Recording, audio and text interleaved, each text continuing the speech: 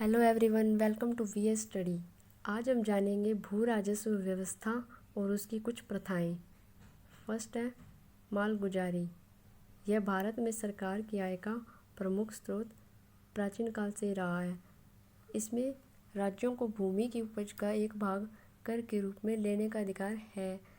Second, इस्तेमारी बंदोबस्त। किसानों पर टैक्स यानी कि कर फिक्स कर देना। इसमें वे 10वां हिस्सा अंग्रेजों को देते और एक हिस्सा अपने पास रखते थे।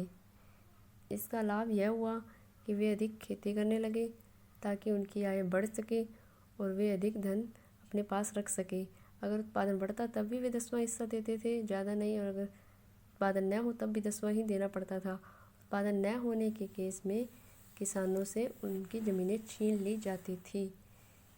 ये था इस्तेमारी बंदोबस्त। और अब जानेंगे रैयतवारी बंदोबस्त। इसे चलाने का प्रमुख कारण यह था कि किसान अपने पास एक हिस्सा भी न रखें।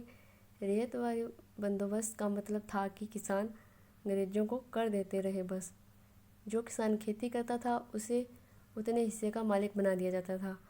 नेक्स्ट है जमींदारी प्रथा। भारत में मुगल काल और ब्रिटिश काल में प्रचलित एक राजनीतिक सामाजिक प्रथा थी जिसमें भूमि का स्वामित्व उस पर काम करने वालों का न होकर किसी और जमींदार का होता था, जो खेती करने वालों से कर वसूलते थे। भारत में स्वतंत्र होने के बाद यह प्रथा समाप्त हो गई। महलवारी प्रथा यह जमींदारी प्रथा का ही एक संशोधित रूप था। इसमें किसानों को अपनी निजी संपत्ति रखने, बेचने और गिरवी रखने का अधिकार था, जिससे वे कर चुका सके और ज़मीन का सुधार कर सके। तो गाइज़, ये थी हमारी वीडियो कुछ प्रथाओं को लेकर। Thanks for watching. Keep like, subscribe and share.